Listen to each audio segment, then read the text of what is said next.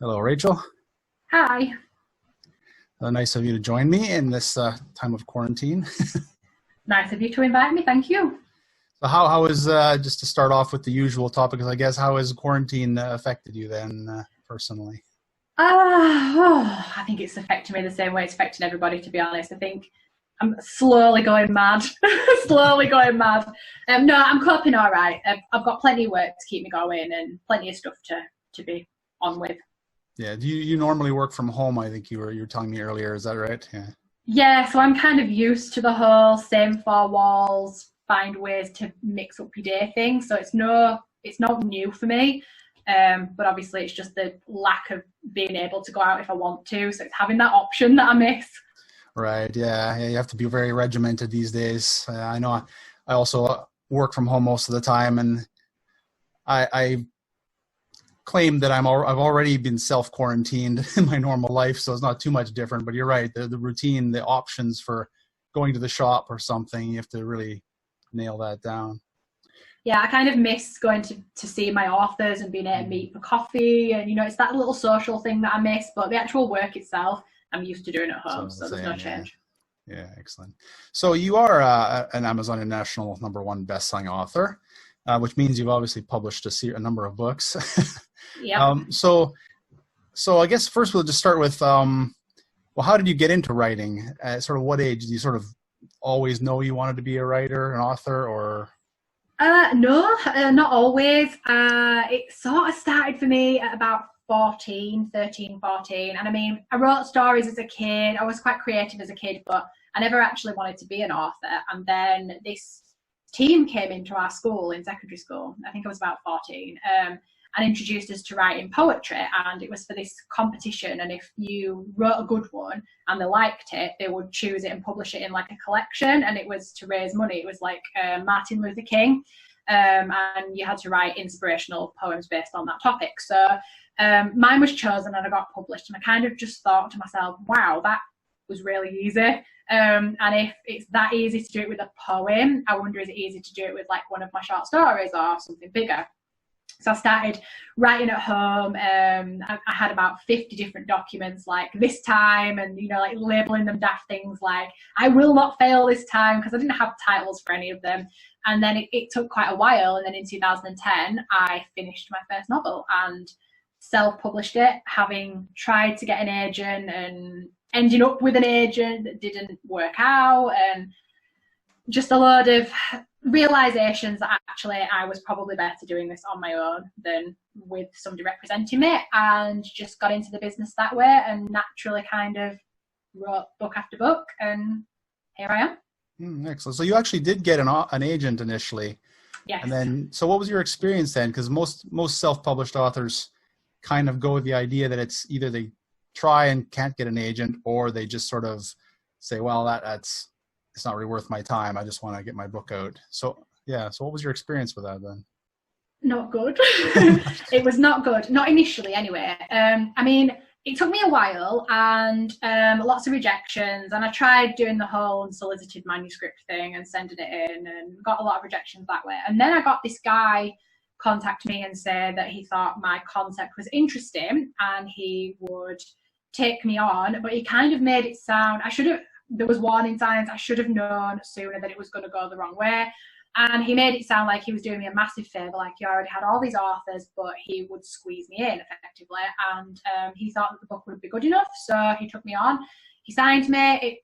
I didn't pay anything up front. He wasn't going to charge me unless the book actually sold. And then he slowly just lost contact. He wouldn't get in touch with me. If I messaged him, he would never reply.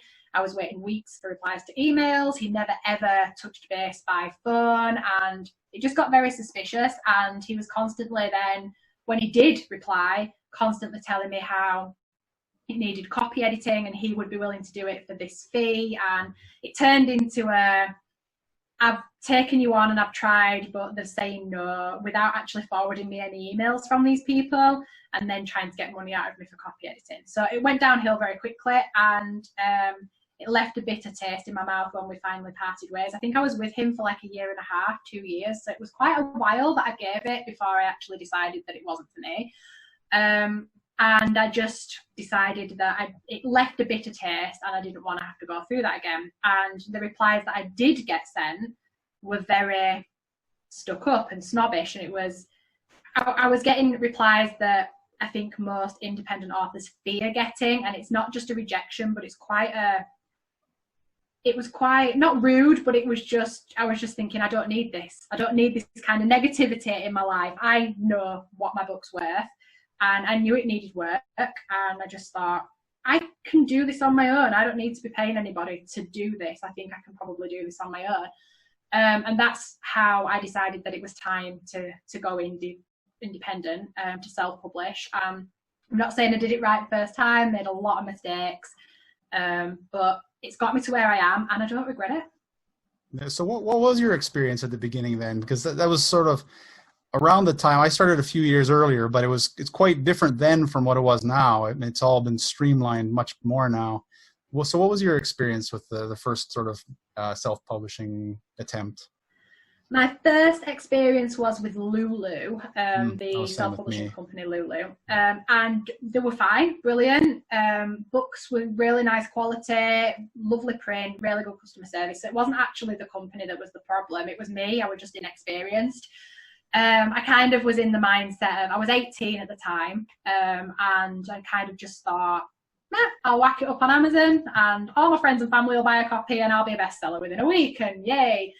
And about 10 people probably that knew me bought the book, and a couple of people in my school, because I was in sixth form at the time, a few friends, and then tumbleweed. And the realisation that it wasn't that easy started to kick in, and the realisation that I estimated my royalties wrong. So I thought, every book that sells, that's £5 in my pocket, and it wasn't. It was like 50 pence in my pocket. So I'd really underestimated how it worked, and it shocked me into thinking there must be a different way of doing this that was easier for me, but doing it the right way. So it was kind of like, this just seems too hard. There must be a way to sell books. There must be another in to do this. So I just kept writing, and then realised that actually maybe CreateSpace was the way to go, because I was doing a lot of research, watching a lot of YouTube videos, and lots of the indie authors that seemed to be doing well were with CreateSpace. So I kind of thought, okay, maybe a change of platform, change of mindset, change of book, new start. And I kicked it off there, and learned quickly that CreateSpace did offer me more than Lulu did. And I found that with it being an Amazon-based company, it was easy for people to order books, and updates went through quicker, and customer service was better and stuff like that. So just gradually, I think it's a process of, for me, it was a process of just, I'll try this and see what happens. I'll try this and see what happens. And gradually, I kind of defaulted to Ingram Spark, and since then, I have not looked back. Ingram Spark have just been the best company out of them all. So why do you prefer Ingram Spark? I mean, they presumably upload to Amazon as well. So I guess, is it just because they have good customer service and a wide distribution base, or? Yeah, I mean, it's not just the customer service or the distribution. I actually went and visited Ingram Spark. I had a tour of the facilities. I got invited to this event basically where they invite authors, publishers, and I attended as a publisher with my co-author, who's my dad, and we both went, and it was like Disneyland for me, seeing books being printed. It was like, ooh, what does this machine do? And I got to ask all these questions and basically get that one-to-one with somebody from the company. So literally I could just say, so tell me, how does my book get into Waterstones then? What's the relationship you've got with Waterstones? How about Barnes and Noble? And I got that one-to-one reflection on how the company worked and really what they could do and what the possibilities were. And I got to meet some of the faces behind the names of the customer service agents that I was already familiar with, because I'd been to and fro for emails and queries. And it was nice to actually shake somebody's hand and learn in person how things work. And I quickly realised as well that Ingram Spark are probably the only company that allow you to do returns and allow you to set your own discounts and things. So with regards bookstores and accessing bookstores, you are far more likely to get into bookstores with Ingram Spark than you are with any other company. And that's because Ingram Spark is effectively a doorway into Ingram as a distributor and a wholesaler in general. So they really are like the center of everything for Ingram. So that's why I went with them. Oh, excellent. So you published entirely through them now, and then they upload to Amazon and get you content. Yeah, the only thing I don't do with Ingram is ebooks. I stick with KDP for that, just because I'm used to the system and it's one less ISBN I have to pay for. So I actually use the KDP free ISBNs that they offer for ebooks only, but Ingram Spark do my print for paperback and hardback. Okay. Mm-hmm. And Ingram Sparks, do you have to pay for each book you upload there, or is there a? Yeah, there's an upload fee initially, so it's something like $49 or $50, which in the UK is like £35. And then if you want to make any amendments to re-upload a new version or a new edition, it's $25 every time you want to do that. But the good thing about Ingram Spark is they constantly have like free codes and discounts available. So I think I've paid once out of all of my experience, and none of my authors have had to pay either, because we just time it right for a code. So you get the benefit of Ingram Spark without having to pay for the costs. Wow, sounds great. I think we've gotten slightly off topic. I will get back to the your books and your authorship now, and then we'll move back to your publishing company. Yeah, sure. So you've got I think 3 number ones you've got on Amazon, is that right? Yes, yeah, yeah, 3. Which is just pretty impressive. So you mentioned the first one was Finding Pandora in 2017, somewhere around the end of 2017. Yes, that was my young adult high fantasy book, and there's actually 4 in the series. It's one paperback, but it's 4 sections, and it was actually the ebook for the first book in that series, in that paperback, that hit number 1. And did you do anything special in terms of advertising or promotion or anything like that to yes, help it? Giving the book away for free. Okay. And I know it's cringy, and a lot of authors will think I don't want to give my book away for free, but the way that I look at it is not how much money you're going to make from that book, but getting that book to number 1 gave me the title of best-selling author, which in itself helps to sell books anyway. Right. And for me, viewing a free best-selling book wasn't a big deal. Like, I had people contact me and say, that's great, it's nice that you've got to number 1 with free books, but now let's see if people actually pay for it. And I'm thinking, that's not really where this is going. The whole point of having a book hit number 1 is demand. People want the book, they click buy. And let me tell you, I have seen my fair share of free books up there and not clicked buy because they look naff. They've got horrible covers, or they don't sound like a book that I'm interested in. So to actually click download for me is a big deal, regardless of how much that costs. So in my book that you see behind me, I talk about whether being a free bestseller is a real bestseller. And to me, it doesn't matter how much you pay for a book. If that book is in high demand and lots of people are clicking, yes, I want this, they want it, and that's that.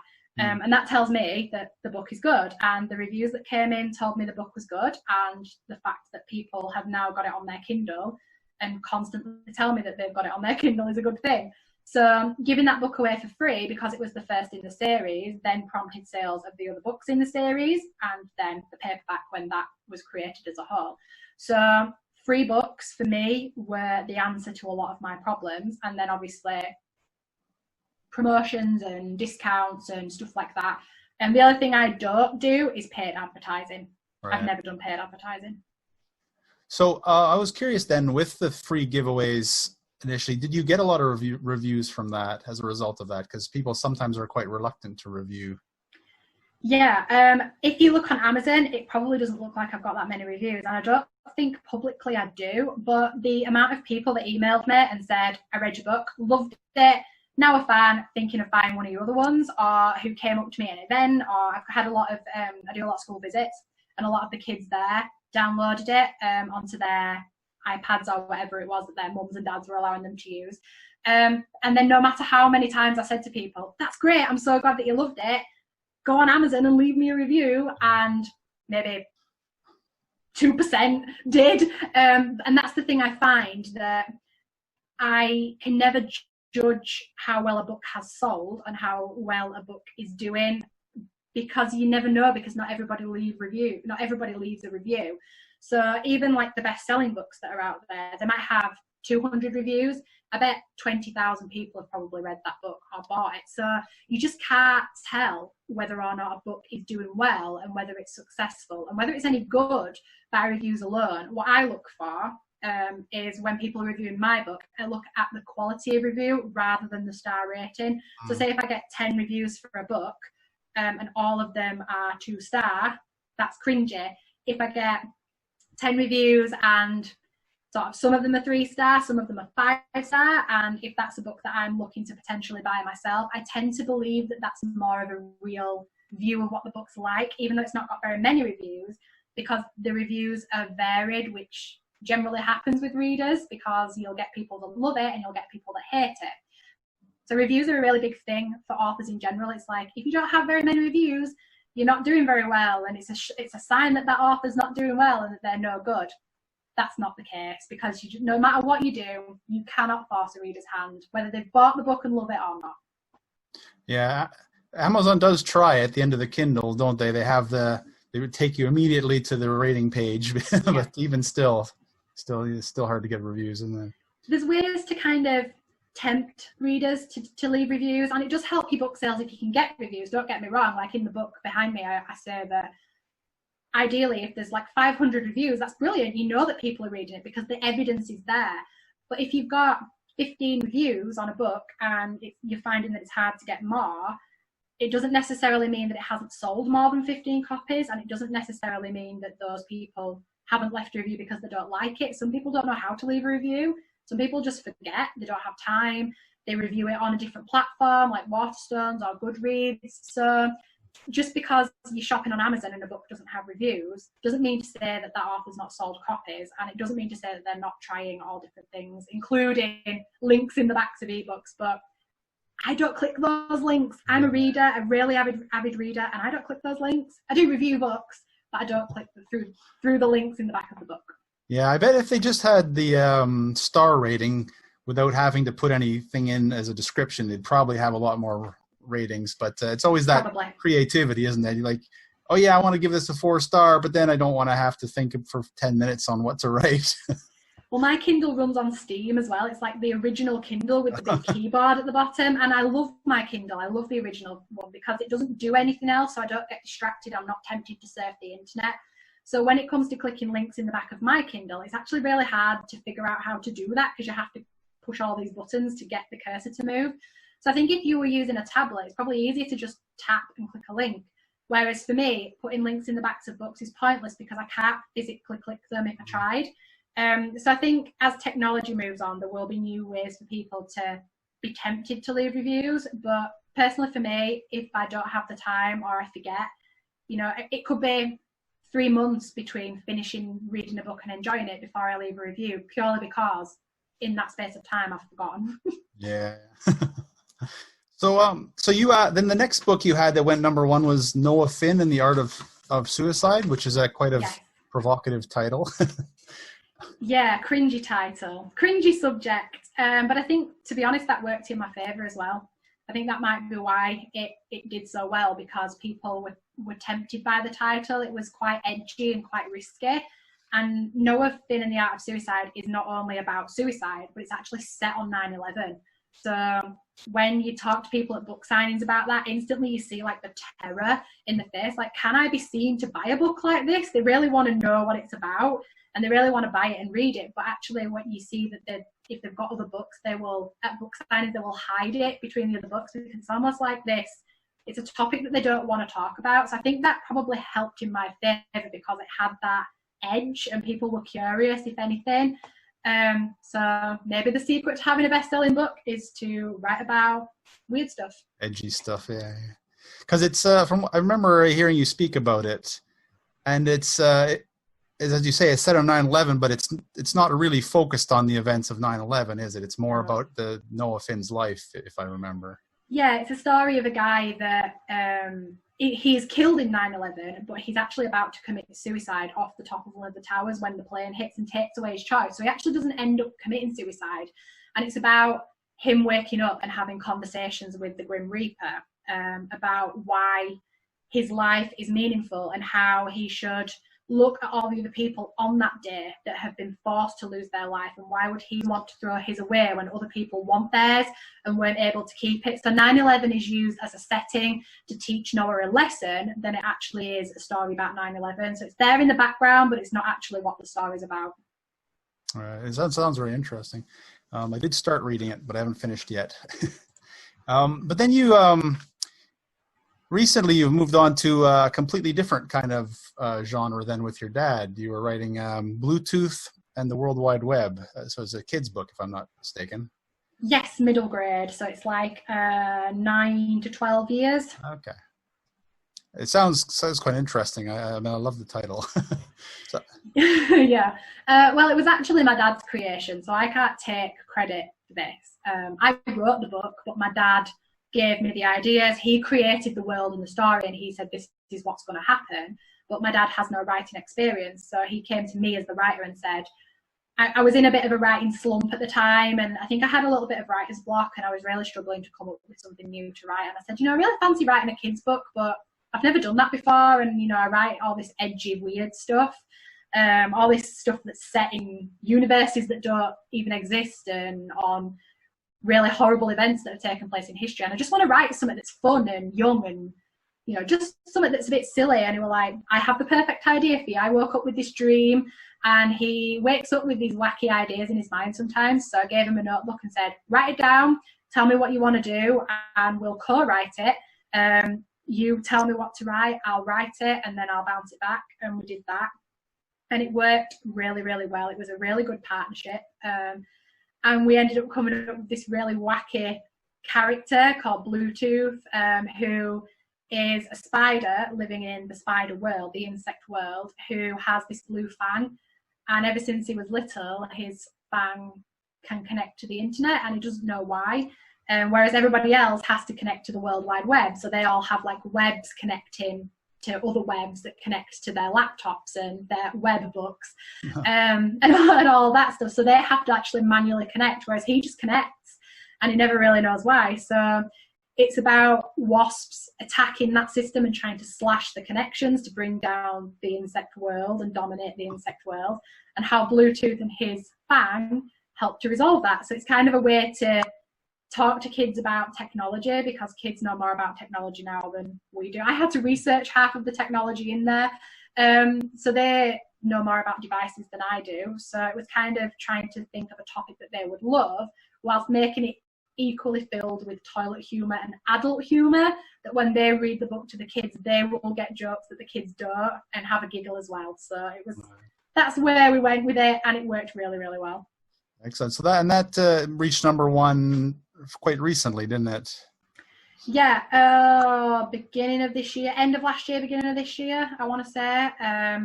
And it was ebooks, I think, that got us there. Okay. That's interesting. So because ebooks don't sell generally as well as the print version for kids' books, if I'm not mistaken. So no, but interesting. Again, we've got the benefit of it being a middle grade, not a preschool. So it's not all illustrations. It's not like a picture book. It's a little pocket size. It's a 4.25 inch by 7 inch paperback, and it's like a short story, so it's not very big, nice and light, and it's illustrated, but it's only illustrated one image of one character for each chapter. So there's like 10 different chapters and 10 different images. So it works really well on a Kindle because it is mostly text. So, I mean, if I had a preschool book, probably wouldn't have had the same success. Yeah. But the format and the way that we wrote it and the way we decided to illustrate it just worked really well for ebook, so we were quite lucky. And have you seen just checking the Q&A for a second there. Have you seen an uptick in ebook sales at all since the quarantine started? Yes and no.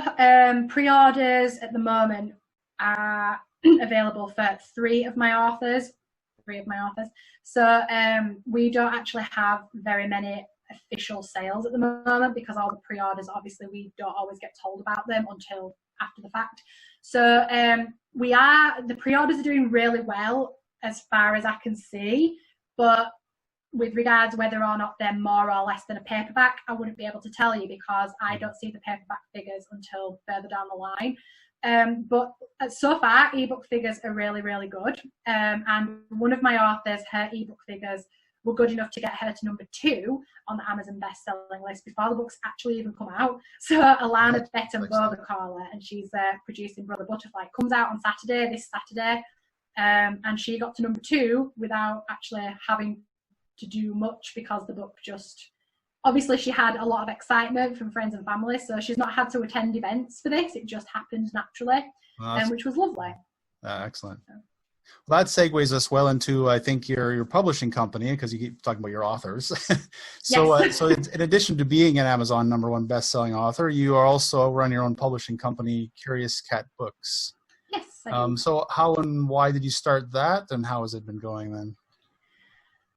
People just kept asking me if I ever thought to do this for other people. They're like, you seem quite successful and you managed to do this yourself and you seem to know quite a lot about the industry.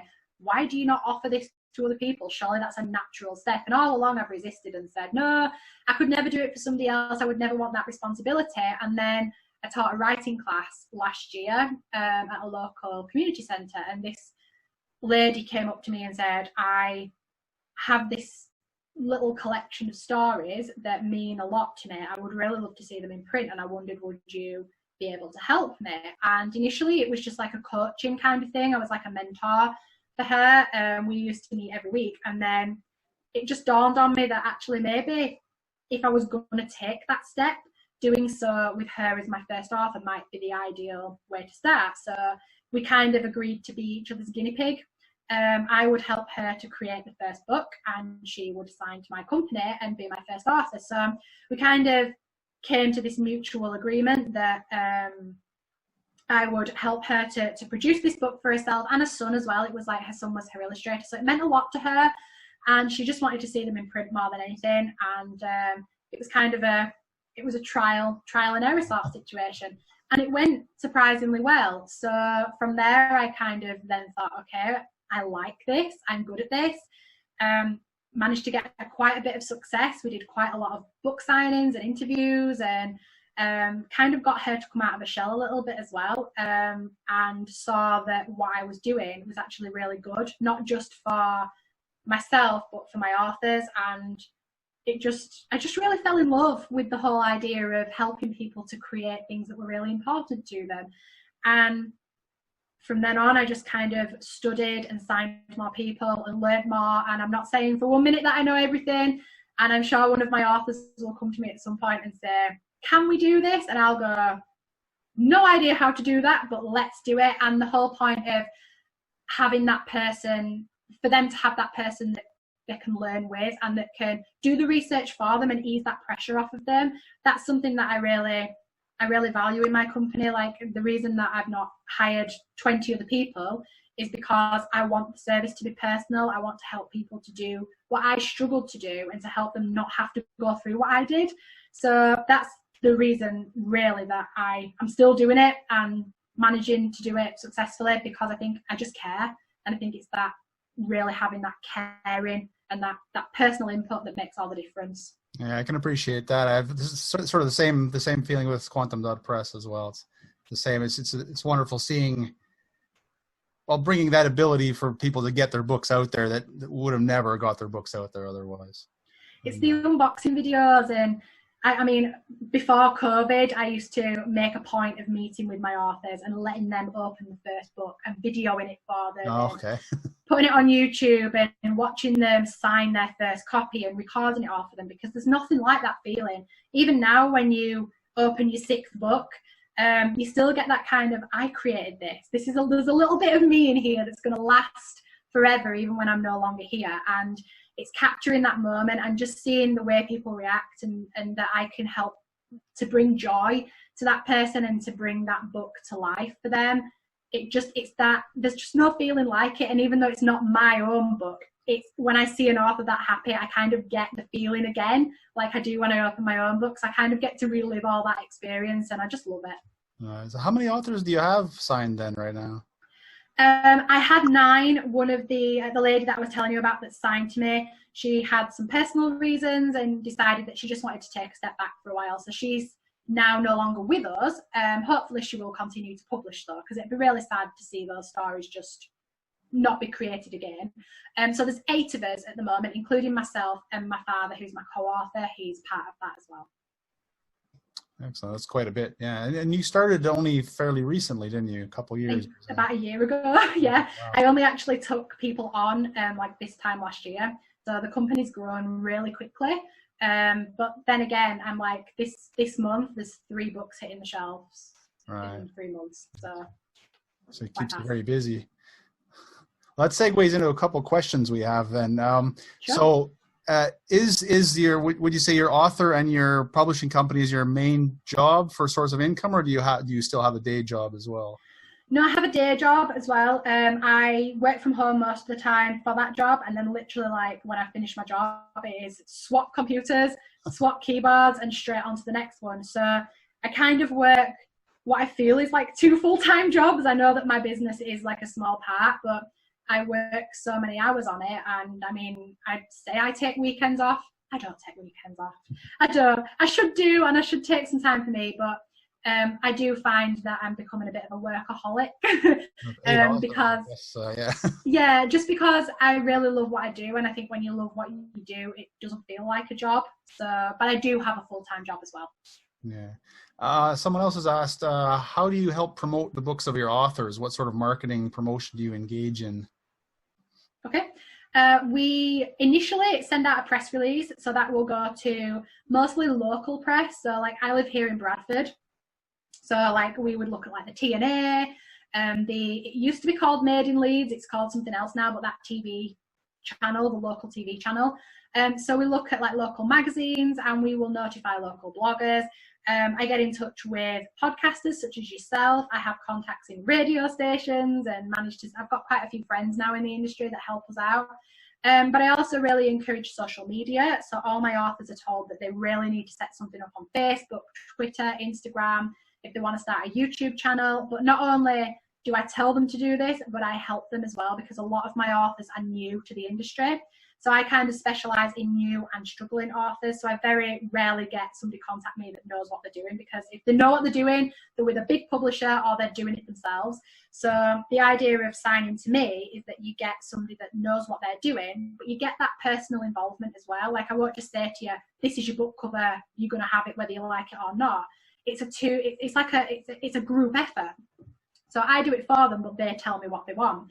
So I really encourage all of my authors to get stuck into marketing. I'll set up book signings for them, and at the moment it's hard. Because of COVID, lots of things have been cancelled, and we had this big event planned, this big launch planned with Waterstones that had really got us in there to meet contacts, and local media were invited, and the Lord Mayor were invited, and it was going to be so good for marketing, and I was so excited. And then obviously COVID, and we can't do that now. So we're having to turn our attention more to online marketing, advertisements. If we think they're going to work, advertisements for my own books. I don't pay for advertising, but advertisements sometimes work if you target the right people. And just fun stuff as well. Like at Easter, we did an Easter egg hunt. We did like the images from some of the books that are due to come out, and we hid Easter eggs in them for kids, and yeah, exactly, fun, right? Quizzes and stuff like that. So most of it's online, especially at the moment. But then when it comes to book signings, we dress up, we do like mascots and hand out bookmarks and leaflets and balloons, and you name it, we'll do it. I'm up for anything, me. I'll try out. That sounds very fun. Yeah, well, it is fun. It's tiring. It's like when you do a book signing, it's so exhausting. And like my author, Pamela, that was my author that's literally just left the company. When she did it, at the end of it, she was like, oh my God, that was like so much fun. But you want to sleep for like a week afterwards, because you've had to screw on a smile all day, and it's full on, but it's so much fun. And then you have 8 authors to do that for as well. Yeah, 8 authors to encourage and to teach, because I pride myself in being that mentor for them as well. So I don't just publish a book and then forget about them. I publish the book, and then for me it's okay, how can we reach these people? How can we reach this extra audience, and 2 of them are working for charity now as well, so their royalties are going to the charities. So there's a lot of work for me getting in touch with the charities, setting up how they're going to support us and how we can support the charity. So there's a lot of things that go on outside of the company as well. Like for marketing, people might come to me and say, how do you market the book? I market the book, but actually we rely on a lot of other people to help market that book as well. And the people that work for the charities and the people that work for the media, they're a huge part of it. And I think if it wasn't for all of the people that lend a hand and that have built those connections with us, we'd really struggle. I've got a couple more questions. They're just coming in. Someone wants to know, I don't know if this is too personal on the business end, but what is your profit at this stage and how much do you take as profit from the authors? So like, well, I guess what percentage of royalties, I suppose that would be. Nice try, but I'm not going to tell you my profits, guys. Fair enough. That's like asking, so what's your wage like then? It's a bit of a cringy question. I can't answer that, and it wouldn't be fair for me to give away the details of my author's contracts either, because that's like a private contract terms with me and them. I take an upfront fee though. I can tell you like how it works, but not exactly what I take from my authors and how much they pay me and stuff, because that's a bit icky. But the actual contracts themselves, when you work with me as an editor initially. So you can submit your book for consideration. If I really like it, you get offered a contract, but you pay me as an editor. So you don't actually pay me to publish the book like you would a vanity press. You pay me as your copy editor. So you would pay me I think it's something like £29.10, which is the standard industry standard fee for about 3,000 words an hour. So you pay me as your copy editor. You get 3 full rounds of editing for that. So I'll go through the whole thing with you 3 times, backwards and forwards, proofreading and all that. And then I publish the book for you for free. You'll get your book cover and your formatting and all that with it as well. And then because I don't actually charge anything other than editing for the initial setup, I take a small percentage of royalties as well. Right. And I think the last question. All my authors are in profit, by the way, I should say. Nobody ever is in the red. I make sure that, and I also cut my royalties as well. So when, for example, if an author wouldn't make money because of the price and what, say, WH Smith will be taking if they sell a book, if that pushes the author into the red, my section automatically gets cut down as well. So I actually adjust my fees and lower them wherever necessary to make sure that my authors are making money per book. Because there's no point in doing it for them otherwise, is there? Yeah, no, they wouldn't like that very much. Last question here, and then we'll just touch on something, and then I guess we'll have to. Well, time's almost up, but clapping. So, do you market just to English markets, or do you translate the book into other languages? We haven't translated any books into other languages yet. It is something that we would love to do. I know that all of my authors would be like, "Yeah, let's translate into French or Spanish or whatever." And we sell in different countries, so like no matter where you are in the world, you can get a copy of the book, but it will be in English, not in the language of the other country. But yeah, we market in other countries as well, so I don't just target UK readers, I'll target readers worldwide. But at the moment, we don't have any translations going on, but we're a young company. It's like just coming up to a year, so it's something definitely to look at in the future. Excellent. We didn't even touch on really the book that's sitting right here, but this was this is your latest book then. Yeah. Which is all about what we've just been talking about in the last part, which is about self-publishing and hints for authors. And so if there are any authors in the audience, I would highly recommend this. I have read this myself, and I even have a review on the inside. So you endorsed it for me. But it was a very good book. I did enjoy it, and there's a lot of good advice in there. So I do highly recommend it. I think we are pretty much out of time. So I wanted to ask any of the attendees to let me know in the comments section, or maybe the question. Just let me know if it's helpful to have these live sessions, because I've been debating staying live or just going to purely record it on YouTube. And so if they can let me know that. And but otherwise, thank you very much, Rachel, for being on the show tonight. And my pleasure. With all your publications and all your authors. If anybody has any more questions or wants to find me, my personal website is erachelhardcastle.com, or you can go to the publishing website, which is curiouscatbooks.co.uk. I'm on Facebook, Twitter and Instagram, and the book behind me is now on offer during the COVID-19 period. So if you've got a Kindle and you want to grab it on Kindle, it's only $2.99, so like super cheap. So And that answers a lot of your questions about the basics of self-publishing. It does, really does.